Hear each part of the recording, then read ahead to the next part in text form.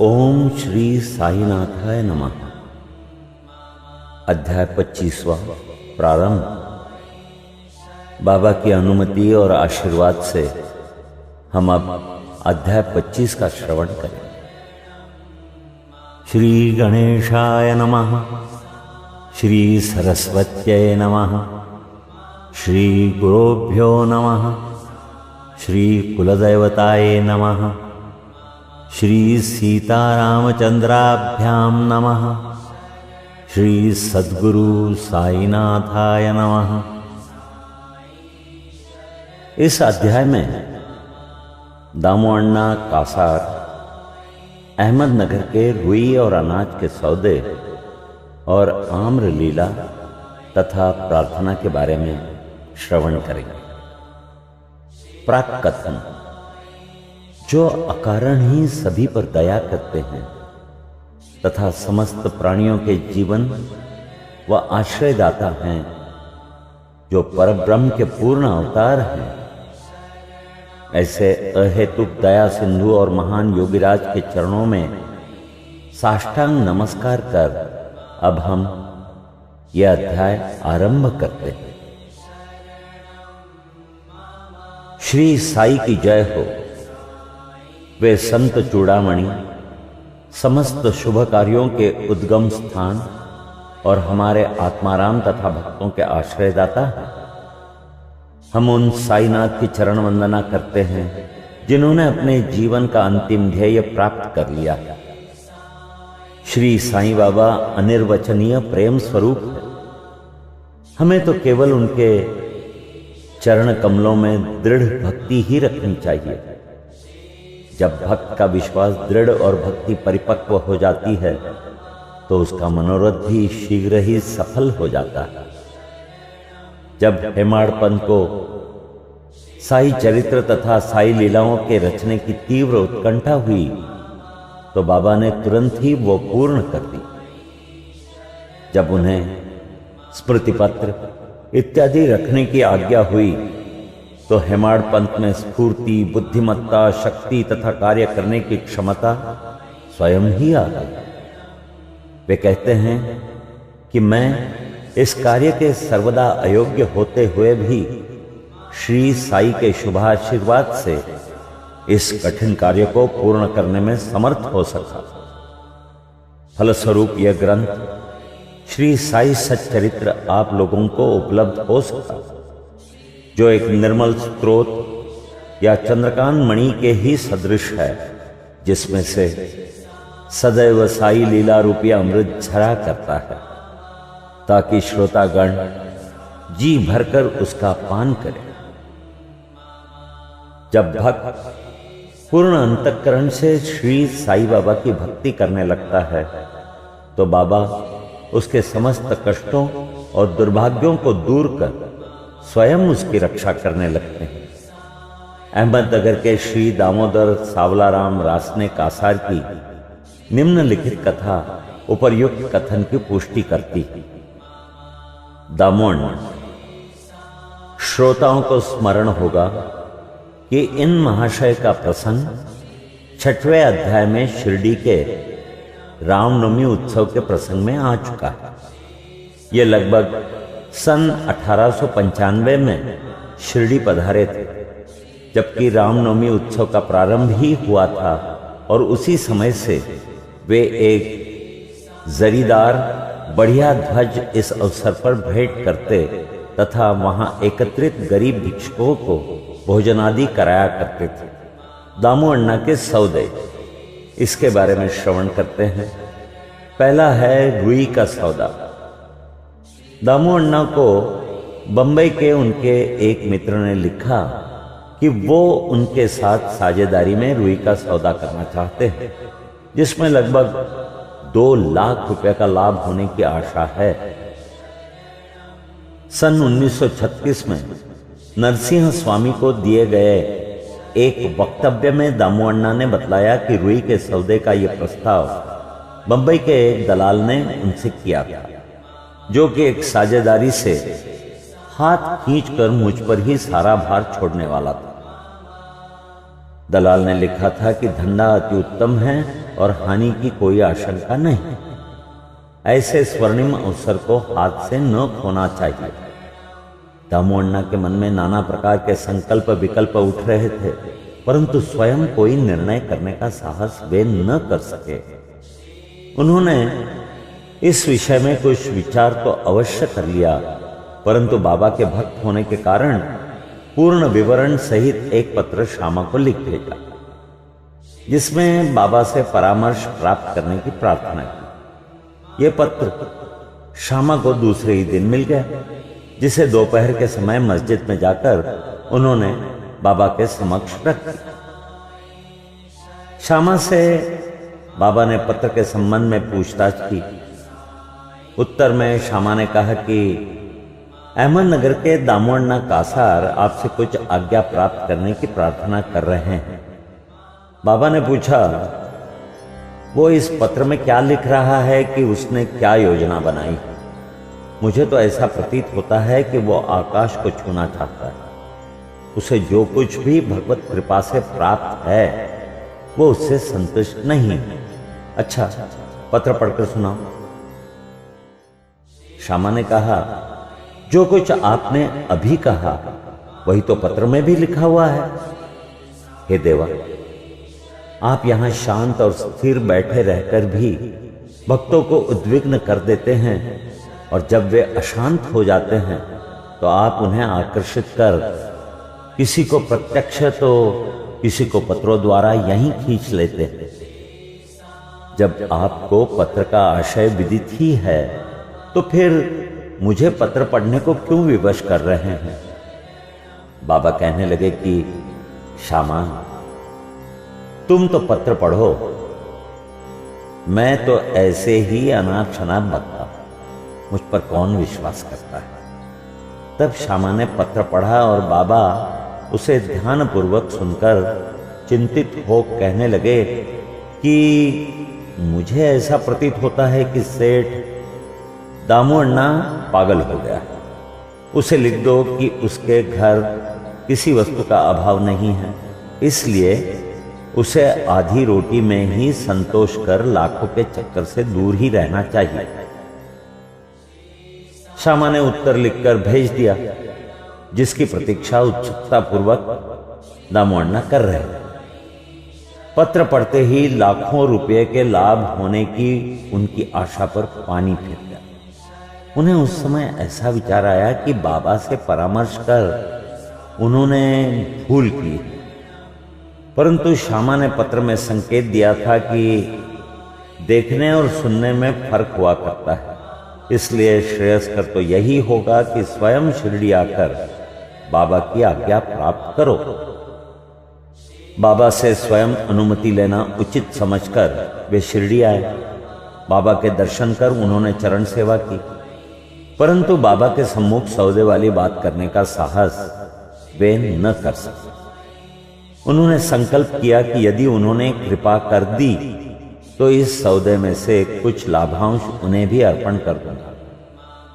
यद्यपि ये विचार दामुअण्णा बड़ी गुप्त रीति से अपने मन में कर रहे थे, तो भी त्रिकालदर्शी बाबा से क्या छिपा रह सकता था?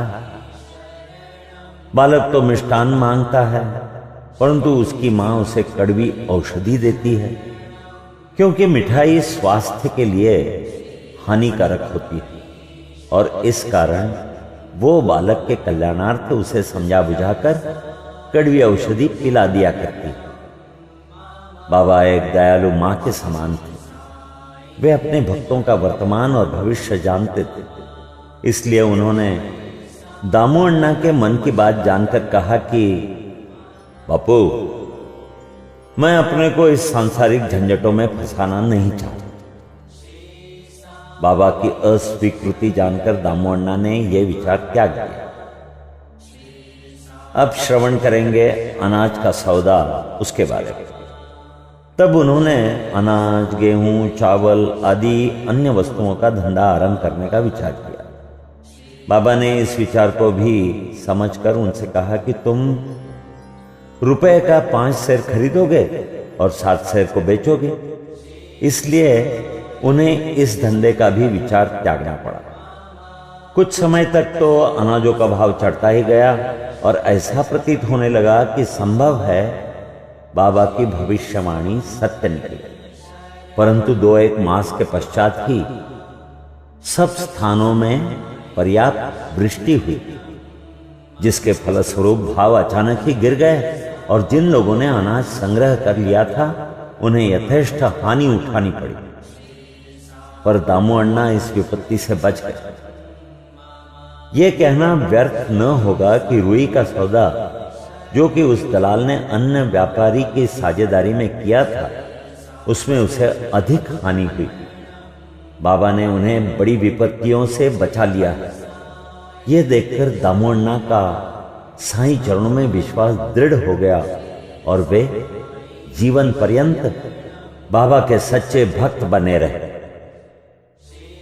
अब सुनिए बाबा के आम्रलीला।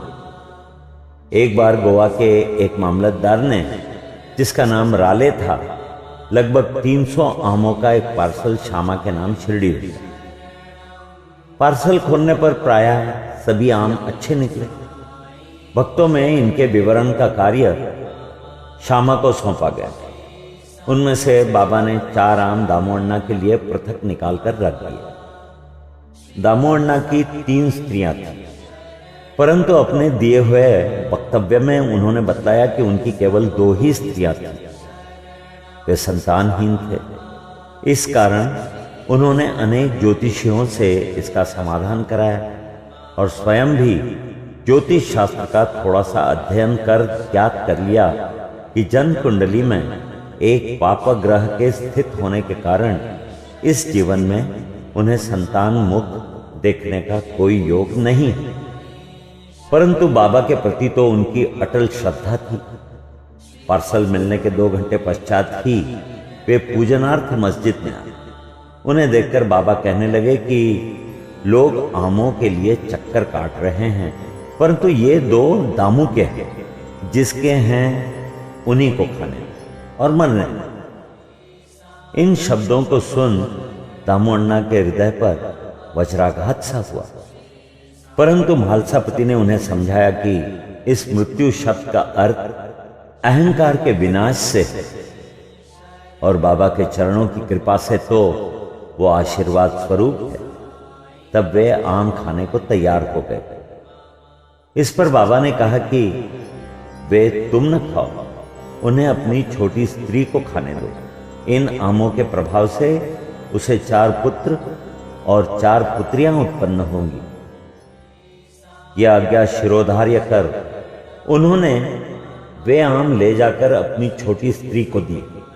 धन्य है श्री साईं बाबा की लीला, जिन्होंने भाग्य विधान पलटकर उन्हें संतान सुख दिया। बाबा की स्वेच्छा से दिए वचन सत्य हुए, ज्योतिषियों के नहीं। बाबा के जीवन काल में उनके शब्दों ने लोगों में अधिक विश्वास और महिमा स्थापित की। परंतु महान आश्चर्य है कि उनके समाधिस्थ होने के उपरांत भी उनका प्रभाव पूर्ववत ही है। बाबा ने कहा है कि मुझ पर पूर्ण विश्वास रखो। यद्यपि मैं देह त्याग भी कर दूंगा, परंतु फिर भी मेरी अस्थियां आशा और विश्वास का संचार करती रहेंगी। केवल मैं ही नहीं, मेरी समाधि भी वार्तालाप करेगी, चलेगी फिरेगी और उन्हें आशा का संदेश पहुंचाती रहेगी। जो अनन्य भाव से मेरे शरणागत होंगे, निराश न होना कि मैं तुमसे विदा हो जाऊंगा। तुम सदैव मेरी अस्थियों को भक्तों के कल्याणार्थ ही चिंतित पाओगे। यदि मेरा निरंतर स्मरण और मुझ पर दृढ़ विश्वास रखोगे तो तुम्हें अधिक लाभ होगा। प्रार्थना। एक प्रार्थना कर हेमाड़पन यह अध्याय समाप्त करते हैं। हे साईं सद्गुरु, हमारी आपसे प्रार्थना है कि आपके अभय चरणों की हमें कभी विस्मृति न हो।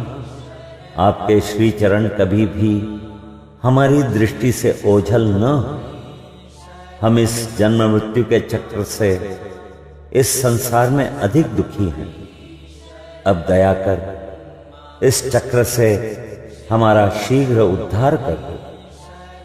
हमारी इंद्रियां जो विषय पदार्थों की ओर आकर्षित हो रही हैं, उनकी बाह्य प्रवृत्ति से रक्षा कर उन्हें अंतर्मुखी बनाकर हमें आत्मदर्शन के योग्य बना दो। जब तक हमारा इंद्रियों की बहिर्मुखी प्रवृत्ति और चंचल मन पर अंकुश नहीं है, तब तक आत्म साक्षात्कार की हमें कोई आशा नहीं है। हमारे पुत्र और मित्र कोई भी अंत में हमारे काम न आएंगे।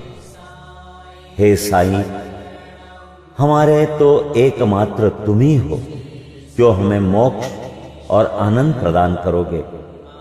हे प्रभु, हमारी तर्क वितर्क तथा अन्य कुप्रवृत्तियों को नष्ट कर दो। हमारी जिह्वा सदैव तुम्हारे नाम स्मरण का स्वाद लेती रहे। हे साईं, हमारे अच्छे बुरे सब प्रकार के विचारों को नष्ट कर दो। प्रभु, कुछ ऐसा कर दो कि जिससे हमें अपने शरीर और देह में आसक्ति न रहे। हमारा अहंकार सर्वथा निर्मूल हो जाए और हमें एकमात्र तुम्हारे ही नाम की स्मृति बनी रहे तथा शेष सबका विस्मरण हो जाए। हमारे मन की अशांति को दूर कर उसे स्थिर और शांत करो।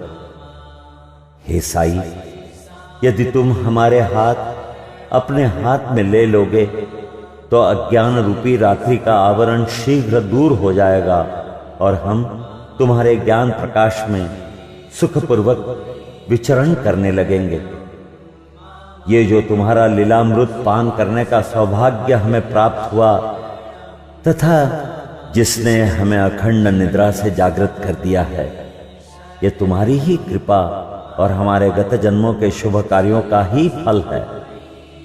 विशेष इस संबंध में श्री दामोअण्णा के उपरोक्त कथन को उद्धृत किया जाता है, जो ध्यान देने योग्य है।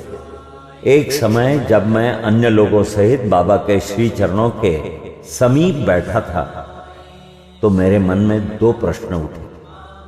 उन्होंने उनका उत्तर इस प्रकार दिया। पहला प्रश्न, जो जन समुदाय श्री साई के दर्शनार्थ शिरडी आता है, क्या उन सभी को लाभ पहुंचता है? इसका उन्होंने उत्तर दिया कि बौर लगे आम वृक्ष की ओर देखो। यदि सभी बौर फल बन जाए तो आमों की गणना भी न हो सकेगी, परंतु ऐसा होता है। बहुत से बौर झरकर गिर जाते हैं। कुछ फले और बढ़े भी तो आंधी के झकोरों से गिरकर नष्ट हो जाते हैं और उनमें से कुछ ही शेष रह जाते हैं। प्रश्न दूसरा मेरे स्वयं के विषय में था। यदि बाबा ने निर्वाण ले लिया तो मैं बिल्कुल ही निराश्रित हो जाऊंगा, तब मेरा क्या होगा? इसका बाबा ने उत्तर दिया कि जब और जहां भी तुम मेरा स्मरण करोगे, मैं तुम्हारे साथ ही रहूंगा। इन वचनों को उन्होंने सन 1918 के पूर्व भी निभाया और सन 1918 के पश्चात आज भी निभा रहे हैं। वे अभी भी मेरे ही साथ रहकर मेरा पथ प्रदर्शन कर रहे हैं। यह घटना लगभग सन 1910-11 की है। उसी समय मेरा भाई मुझसे पृथक हुआ और मेरी बहन की मृत्यु हो गई। मेरे घर में चोरी हुई और पुलिस जांच पड़ताल कर रही थी। इन्हीं सब घटनाओं ने मुझे पागल सा बना दिया था। मेरी बहन का स्वर्गवास होने के कारण मेरे दुख का पारावार न रहा और जब मैं बाबा की शरण गया तो उन्होंने अपने मधुर उपदेशों से मुझे सांत्वना देकर अप्पा कुलकर्णी के घर पुरन पोली खिलाई तथा मेरे मस्तक पर चंदन लगाया। जब मेरे घर में चोरी हुई और मेरे ही एक 30 वर्षीय मित्र ने मेरी स्त्री के गहनों का संदूक जिसमें मंगलसूत्र और नथ आदि थे चुरा लिए। तब मैंने बाबा के चित्र के समक्ष रुदन किया और उसके दूसरे ही दिन वो व्यक्ति स्वयं गहनों का संदूक मुझे लौटाकर क्षमा प्रार्थना करने लगा। यहां हमारा 25वां अध्याय समाप्त होता है। श्री सद्गुरु साईनाथार्पणमस्तु। शुभम भवतु। शुभम भवतु।